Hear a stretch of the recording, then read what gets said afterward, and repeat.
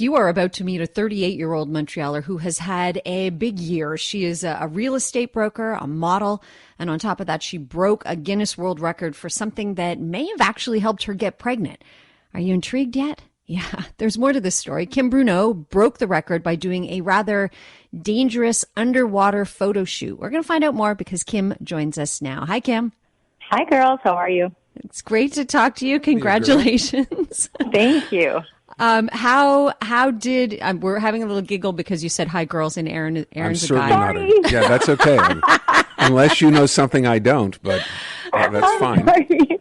He's in touch with his feminine Emily. side. She meant you and Emily. That's really what I think that's what she thought it was, Emily and Natasha. But Aaron is very much in touch with his feminine side, so I'm sure he's not threatened at all. Good. We love that. Thank you. So, Kim, first let's start off with the Guinness World Record. And how did you get into doing these kinds of dives? So it was 40 meters deep, 131 feet on the sea floor in a white ballerina dress. What led up to this? So it's very random because if you think about it, 2.5 years ago, I hadn't even snorkeled in my life.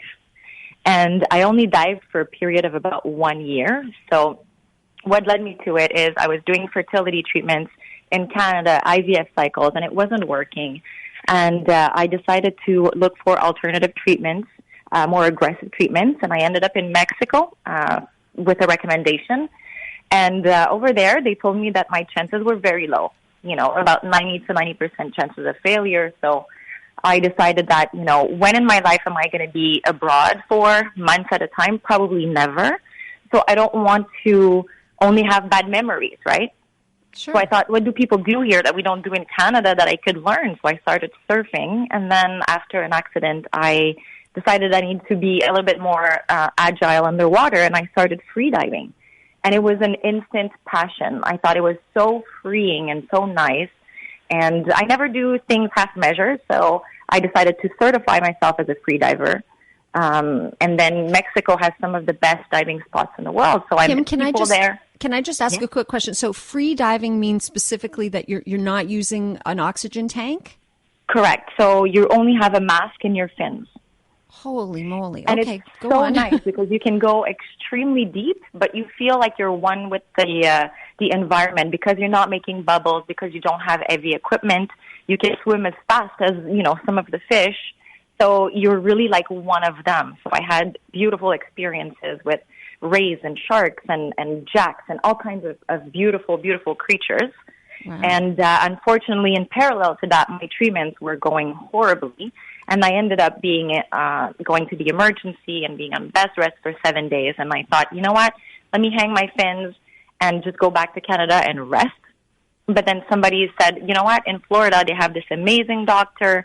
I reached out and he said, your chances are horrible. But if one person on the planet will get you pregnant, it's me. If it's not me, just quit.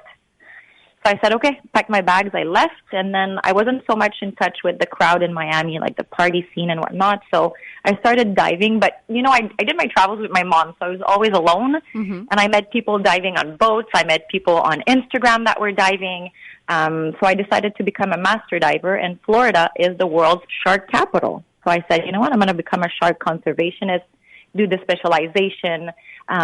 And the more you post and look into those things, the more the algorithm online will push you these things. And that's how I discovered the photographer in the Bahamas. And I messaged her and I was like, hey, do you want to meet up? Like, I'd love to try this. And when I did, it was just so natural. I fell in love with underwater photography. I love art. But how do you must have to learn to hold your breath for a really long time.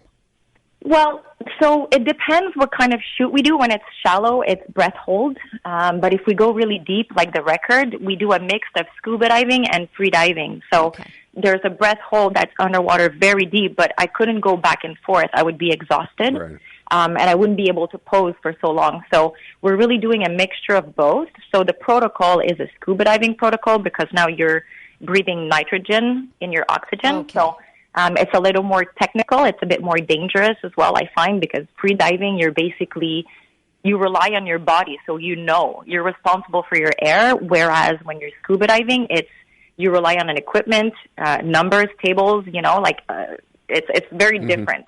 Okay. I have a question, though. So I know nothing about diving, really. But it seems to me at the depth at which you were, which I understand was about 100 feet, or actually more than 100 feet. 131. How do you stay down there without rising if there's nothing holding you down? So I had weights under my skirt, around my waist. I had a white rubber belt, and in the back, I had 13 pounds.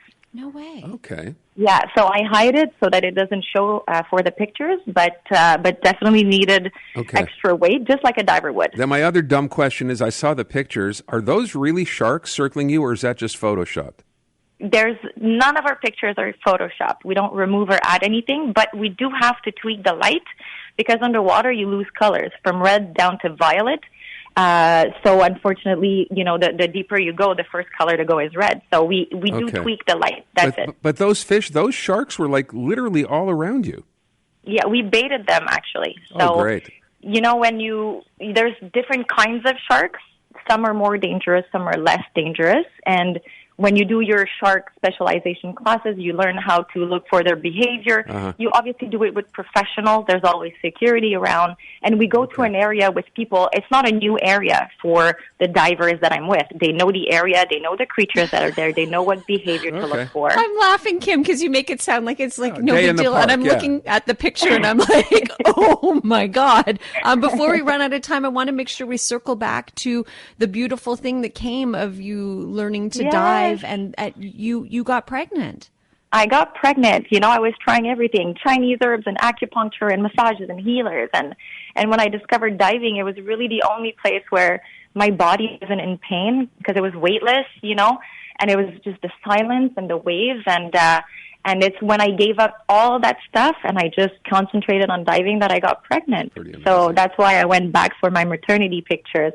And when I saw the Guinness World Record, which was held by another Canadian, I said, you know what, that would be the most beautiful way to honor my diving journey and my maternity journey, like both of them coming to an end in 2023 with, the birth of my daughter and a Guinness World Record. Why not? Completing the circle in the most beautiful way. Great to meet you, Kim. Congratulations on so many levels. Thank you so much. I really appreciate it. Oh, likewise. That is Kim Bruneau, 38-year-old Way, Montrealer. no one is suggesting that if you're trying to get pregnant and fertility treatments are not working, you go diving.